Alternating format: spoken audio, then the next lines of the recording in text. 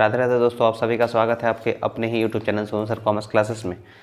तो इससे पहले कुछ वीडियोस आपको कॉमर्शियल अरिथमेटिक सब्जेक्ट का था और इससे पहले अकाउंटेंसी हम लोग डिस्कस कर चुके थे। तो आज आपको बताने जा रहे हैं बिजनेस स्टडीज़ का बीएसटी यानी क्लास 11th के लिए बना रहे हैं, जो 2025 में एग्ज़ाम होने वाला है। मतलब इस महीना या अगले महीना आपका एग्ज़ाम हो सकता है।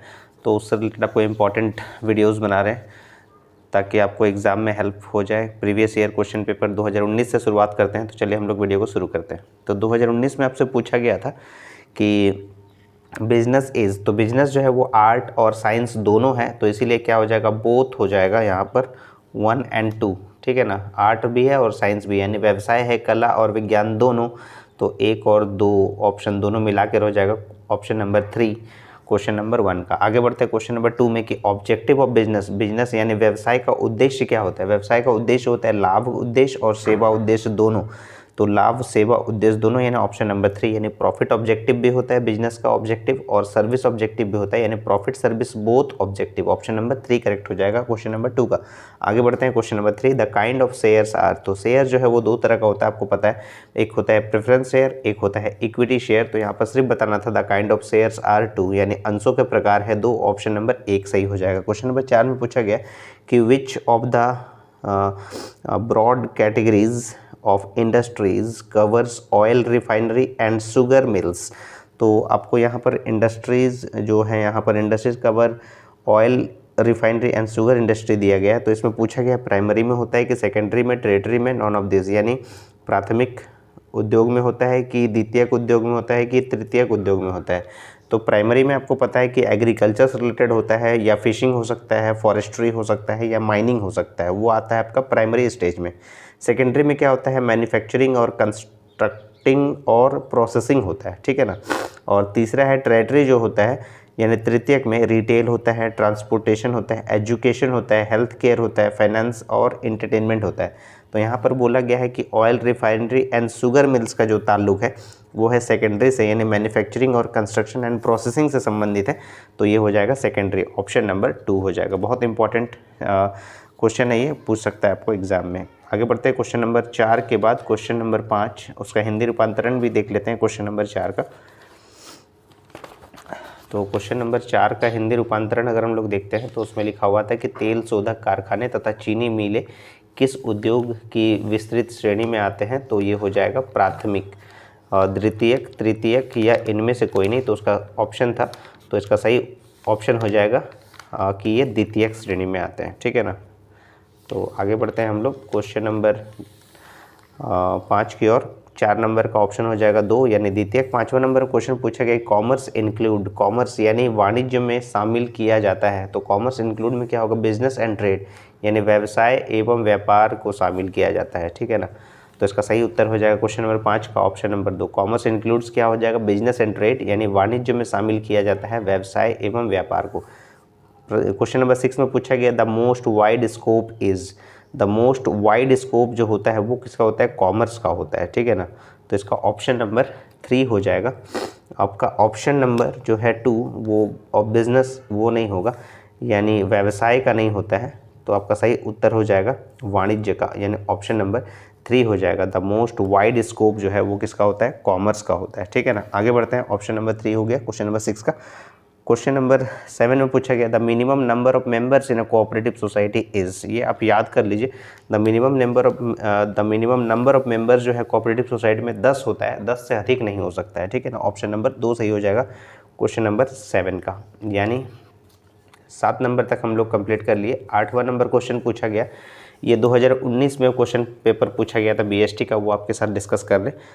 तो क्वेश्चन नंबर 8 में पूछा गया कि which of the following is not governed bye a specific act, यानी जो है निम्नलिखित में से कौन से संगठन पर कोई विशिष्ट अधिनियम लागू नहीं होता है। तो ये सोल ट्रेड पर, यानी एकल व्यापार पे जो है कोई विशिष्ट अधिनियम लागू नहीं होता है, ठीक है। बाकी कंपनी में, पार्टनरशिप में, कोऑपरेटिव सोसाइटी में सब में लागू होता है, लेकिन सोल ट्रेड यानी एकल व्यापार में लागू नहीं होता है। तो ऑप्शन नंबर 1 सही हो जाएगा। क्वेश्चन नंबर 9 में पूछा गया कि in joint Hindu family business liability of कर्ता इज, यानी संयुक्त हिंदू परिवार व्यवसाय में कर्ता का दायित्व होता है, कर्ता का दायित्व होता है यहाँ पर अनलिमिटेड होता है, असीमित होता है। In joint Hindu family business limit liability of a कर्ता इज अनलिमिटेड होता है, ठीक है ना।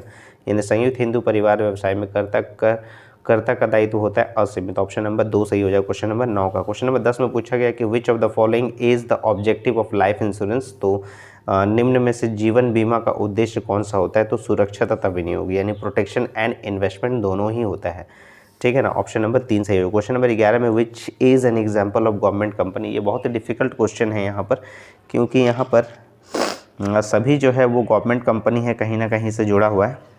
जैसे आपका खास करके ये सेल, ओएनजीसी, रेलवे जो है ये तो गवर्नमेंट कंपनी है। एलआईसी जो है चलिए पब्लिक सेक्टर कंपनी है, पीएसयू में आता है ये तो। लेकिन यहाँ पर कौन सा ऑप्शन को करेक्ट करें समझ नहीं आ रहा। कोई भी एक ऑप्शन को आप टिक कर दीजिए। जैसे हम यहाँ पर टिक कर दिए हैं सेल को, ठीक है। तो सेल जो है वो एक गवर्नमेंट कंपनी है, ओएनजीसी भी एक गवर्नमेंट कंपनी है, रेलवे भी है गवर्नमेंट कंपनी है। तो यहाँ पर बहुत डिफिकल्ट क्वेश्चन पूछ लिया था उस समय, तो कोई भी एक ऑप्शन में आप टिक कर दीजिए। तो which is an example of government company, तो सेल को हम कन्वर्ट कर दिए यहाँ पर। इन स्टील अथॉरिटी इंडिया लिमिटेड को, ठीक है ना। ऑप्शन नंबर 2 कर दिए क्वेश्चन नंबर 11 का। आगे बढ़ते हैं। क्वेश्चन नंबर 11 के बाद आप लोग कमेंट करके बताइएगा कौन सा आपके हिसाब से सही आंसर है। निम्नलिखित में से कौन सा एक सरकारी कंपनी का उदाहरण है। तो सेल को हम लोग यहाँ पर टिक कर लिए। क्वेश्चन नंबर 12 में पूछा गया cooperative society law was passed in 1912 में पास हुआ था। सहकारी समिति अधिनियम पारित हुआ था 1912 में। ऑप्शन नंबर 3 सही हो जाएगा। क्वेश्चन नंबर 13 में पूछा गया the effect of globalisation in India is, यानी भारत में वैश्वीकरण का प्रभाव है। The effect of globalisation in India is increase in foreign currency reserve, increase in exports, increase in growth rate, all of this. Option number 4 सही हो जाएगा। भारत में वैश्वीकरण का प्रभाव है विदेशी मुद्रा भंडार में वृद्धि, निर्यात में वृद्धि, विकास की दर में वृद्धि, और इनमें से सभी ऑप्शन नंबर 4 सही हो जाएगा। क्वेश्चन नंबर 14 में पूछा गया कि registration of a cooperative society is क्या होता है, कंपलसरी होता है, यानी सहकारी समिति का पंजीयन कराना जो है वो अनिवार्य है। ऑप्शन नंबर 1 हो जाएगा क्वेश्चन नंबर 14 का। 14 नंबर तक हम लोग सॉल्व कर लिए, डिस्कस कर लिए। 15 नंबर क्वेश्चन देख लेते हैं क्या है। Which is the most stable form of business organisation. तो ये जॉइंट स्टॉक कंपनी यानी कंपनी को माना जाता है। तो ऑप्शन नंबर 3 हो जाएगा, यानी व्यावसायिक संगठन का कौन सा प्रारूप सबसे अधिक स्थायी है। तो कंपनी, ऑप्शन नंबर 3 हो जाएगा। क्वेश्चन नंबर 16 में पूछा गया कि सेंट्रलाइज्ड कंट्रोल इन एमएनसी यानी multinational company is exercised by centralised control in MNC is exercised by headquarters किया जाता है। बहुराष्ट्रीय कंपनी में केंद्रीयकृत नियंत्रण किया जाता है मुख्यालय द्वारा यानी हेडक्वार्टर्स के द्वारा। ऑप्शन नंबर 4 सही हो जाएगा। क्वेश्चन नंबर 17 में the most important document of company is memorandum of association बोला जाता है, ठीक है ना। एक कंपनी का सबसे महत्वपूर्ण प्रलेख जो है वो पार्षद सीमा नियम है। ऑप्शन नंबर 3 सही हो जाएगा क्वेश्चन नंबर 17। क्वेश्चन नंबर 18 में पूछा गया for Indian economy public enterprise is necessary. Option number 1 हो जाएगा क्वेश्चन नंबर 18 का। हिंदी रूपांतरण देख लेते हैं क्वेश्चन नंबर 18 का। क्वेश्चन नंबर 18 का हिंदी रूपांतरण है कि भारत की अर्थव्यवस्था के लिए सरकारी उपक्रम है आवश्यक। ऑप्शन नंबर 1 हो जाएगा। क्वेश्चन नंबर 19 में रिजर्व बैंक ऑफ इंडिया यानी RBI was established in 1935। Option number 3। भारतीय रिजर्व बैंक स्थापित हुआ था 1935 में। ऑप्शन नंबर 3 हो जाएगा इसका सही उत्तर। 20 नंबर क्वेश्चन पूछा गया maximum rate of interest is received on FDA यानी फिक्स्ड डिपॉजिट अकाउंट में मिलता है, ठीक है ना। मैक्सिमम रेट ऑफ इंटरेस्ट तो एफडीए यानी फिक्स्ड डिपॉजिट अकाउंट में मिलता है। क्वेश्चन नंबर 20 का ऑप्शन नंबर 3 हो जाएगा, यानी ब्याज का सर्वाधिक दर मिलता है स्थायी जमा खाते पर। क्वेश्चन नंबर 21 में पूछा गया कि equity share holders ordinarily have, ये सभी को पता है आपको कि फुल वोटिंग राइट होता है। ऑप्शन नंबर 3 सही हो जाएगा। समता अंशधारियों को साधारणतः वोट देने का पूर्ण अधिकार है। ऑप्शन नंबर 3 सही हो जाएगा क्वेश्चन नंबर 21 का। आगे बढ़ते हैं क्वेश्चन नंबर 22 की ओर। ई कॉमर्स मीन्स, तो ये सभी को पता है इलेक्ट्रॉनिक कॉमर्स होता है। ऑप्शन नंबर 3 ई कॉमर्स का अभिप्राय है इलेक्ट्रॉनिक कॉमर्स है। ऑप्शन नंबर 3 सही हो जाएगा। क्वेश्चन नंबर 23 में पूछा गया कि social responsibility of an entrepreneur is towards employees, towards consumers, towards government, towards all of this हो जाएगा। ऑप्शन नंबर 4 हो जाएगा इसका, यानी उद्यमी का सामाजिक उत्तरदायित्व होता है कर्मचारियों के प्रति, उपभोक्ता के प्रति, सरकार के प्रति, सभी के प्रति। Option number 4। क्वेश्चन नंबर 24 में पूछा गया कि फुल सेक्रेसी इज मेंटेन्ड इन, यानी पूर्ण गोपनीयता रहती है कहाँ, प्राइवेट एंटरप्राइजेस में यानी निजी उपक्रम में, ठीक है ना। तो सही ऑप्शन हो जाएगा क्वेश्चन नंबर 24 का ऑप्शन नंबर 1 प्राइवेट एंटरप्राइज यानी निजी उपक्रम में। क्वेश्चन नंबर 25 में पूछा गया कि speed post service started in India in कौन से साल में? 1986 से स्टार्ट हुआ था। ठीक है, ऑप्शन नंबर 4 हो जाएगा। Speed post services started in India in 1986, option number 4 हो जाएगा क्वेश्चन नंबर 25 का। आगे बढ़ते हैं, इसका हिंदी रूपांतरण देख लेते हैं क्वेश्चन नंबर 25 का कि भारत में स्पीड पोस्ट सेवाओं का प्रारंभ कब हुआ था? तो 1986 में, ऑप्शन नंबर 4 हो जाएगा। क्वेश्चन नंबर 26 में पूछा गया कि shareholders of a company are owners होते हैं, कंपनी के अंशधारी होते हैं स्वामी, ऑप्शन नंबर 1 हो जाएगा इसका। 27 नंबर में पूछा गया the best suitable account for a salaried person is a saving account, option number 1 हो जाएगा। वेतनभोगी व्यक्ति के लिए सबसे उपयुक्त खाता है बचत खाता, यानी ऑप्शन नंबर 1 हो जाएगा। क्वेश्चन नंबर 28 में पूछा गया risk is the result of uncertainties, यानी अनिश्चितता का, यानी जोखिम जो है वो अनिश्चितता का परिणाम है। Risk is the result of uncertainties, option number 2 सही हो जाएगा क्वेश्चन नंबर 28 का। आगे बढ़ते हैं 28 के बाद क्वेश्चन नंबर 29 कि application for approval of the name of the company is to be made to registrar of companies, यानी कंपनी के नाम की स्वीकृति का प्रार्थना पत्र भेजा जाता है कंपनी के रजिस्ट्रार को, ठीक है ना, ऑप्शन नंबर 2 सही हो जाएगा क्वेश्चन नंबर 29 का। क्वेश्चन नंबर 30 में पूछा गया the period of marine insurance policy is, यानी सामुद्रिक बीमा पत्र का अवधि होती है 1 साल के लिए। जरूर याद कर लीजिए, बहुत इंपॉर्टेंट क्वेश्चन है। ऑप्शन नंबर 1 हो जाएगा क्वेश्चन नंबर 30 का, 1 वर्ष के लिए यानी 1 ईयर, ऑप्शन नंबर 1।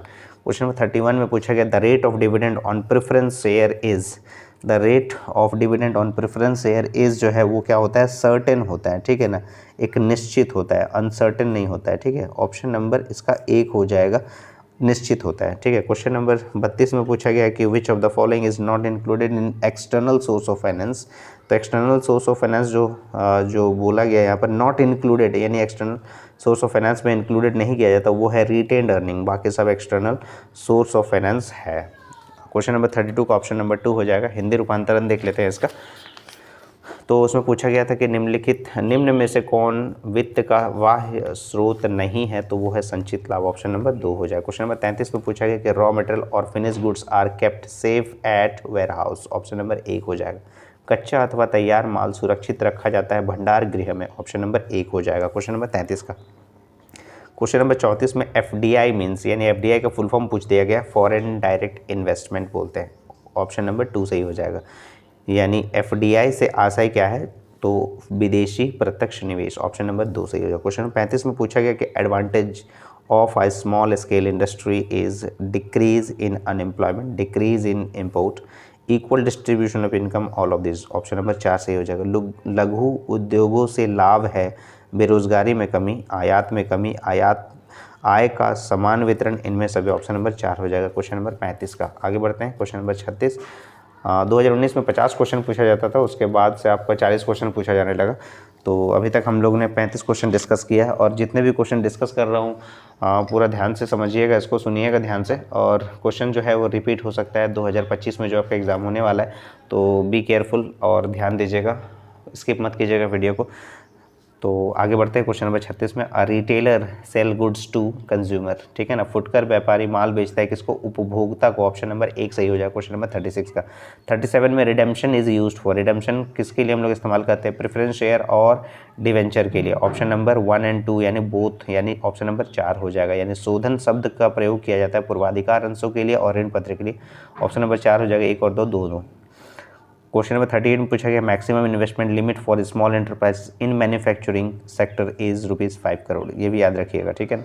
निर्माण क्षेत्र में लघु स्तरीय उपक्रमों का अधिकतम विनियोग सीमा है ₹5 करोड़ का, ऑप्शन नंबर 3 सही हो जाएगा। क्वेश्चन नंबर 39 में पूछा गया departmental store is most suitable for rich class, यानी विभागीय भंडार सबसे अधिक उपयुक्त है किसके लिए? धनी वर्ग के लिए, ऑप्शन नंबर 1 हो जाएगा क्वेश्चन नंबर 39 का। आगे बढ़ते हैं क्वेश्चन नंबर 39 के बाद क्वेश्चन नंबर 40, और क्वेश्चन नंबर 40 में क्या पूछा गया कि government support to small industries is provided through subsidies, grants, incentives, all of these, यानी लघु उद्योगों को सरकारी सहायता प्रदान की जाती है रियायत द्वारा, अनुदान द्वारा, प्रोत्साहन द्वारा, इनमें से सभी, ऑप्शन नंबर जो है वो 4 सही हो जाएगा क्वेश्चन नंबर 40 का।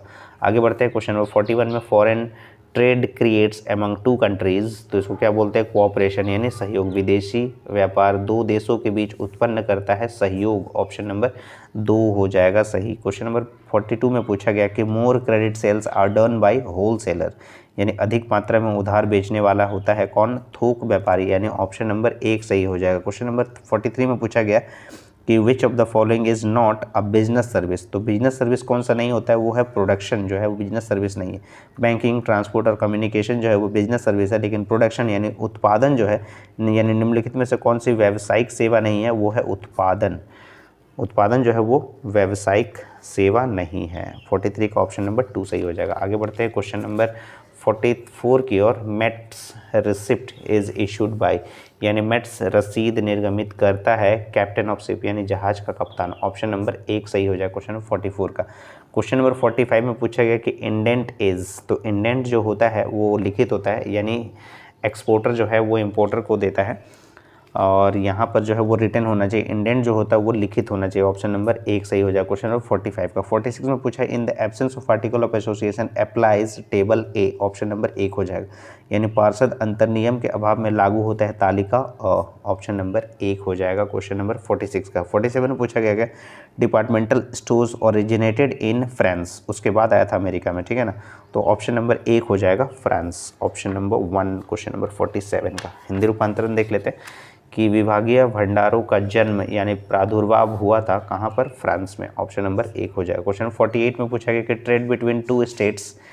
इन an economy is known as dash trade, तो इसको बोलते हैं इंटरनल ट्रेड, ऑप्शन नंबर 2 सही हो जाएगा, यानी आंतरिक, यानी अर्थव्यवस्था में दो राज्यों के बीच होने वाले व्यापार को डैश व्यापार कहते हैं, आंतरिक व्यापार कहते हैं, ऑप्शन नंबर 2 सही हो जाएगा। Question 49 the function of a commercial bank includes accepting deposits, granting loans, locker facility, all of this, option number 4 हो जाएगा। वाणिज्यिक या व्यापारिक बैंक को कार्य में शामिल है जमाएं स्वीकार करना, ऋण प्रदान करना, लॉकर सुविधा, और इनमें से सभी, ऑप्शन नंबर 4 हो जाएगा। लास्ट क्वेश्चन है question 50 profit is not shared in sole proprietorship, ठीक है ना, किसमें लाभों का बंटवारा नहीं किया जाता है, एकल स्वामित्व में, क्योंकि बिजनेस का जो ओनर है वो एक ही होता है और सारा बिजनेस हो, सारा बिजनेस में प्रॉफिट हो या लॉस हो, सारा उसी को सहन करना पड़ता है, तो इसीलिए एकल स्वामित्व में प्रॉफिट को बांटा नहीं जाता है, तो ऑप्शन नंबर 3 सही हो जाएगा क्वेश्चन नंबर 50 का। तो बीएसटी का हम लोग क्लास 11 का क्वेश्चन डिस्कस कर रहे थे, प्रीवियस ईयर क्वेश्चन 2019 में जो पूछा गया था, तो उम्मीद है आपको सारे क्वेश्चन जो है वो समझ में आए होंगे, और उसके बाद आपको 2020 का क्वेश्चन पेपर डिस्कस करके बताएंगे।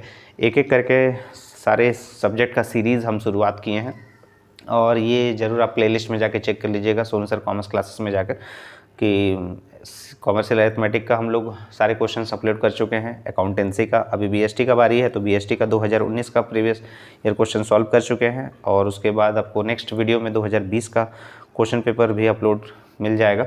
तो अगर आपने चैनल को अभी तक सब्सक्राइब नहीं किया तो चैनल को जरूर सब्सक्राइब कर ले, और अगर वीडियो आपको पसंद आ रहा है तो ज़्यादा से ज़्यादा अपने दोस्तों में शेयर कीजिएगा, क्योंकि एग्ज़ाम आप लोग का नज़दीक है, कभी भी डेट आ सकता है एग्ज़ाम का।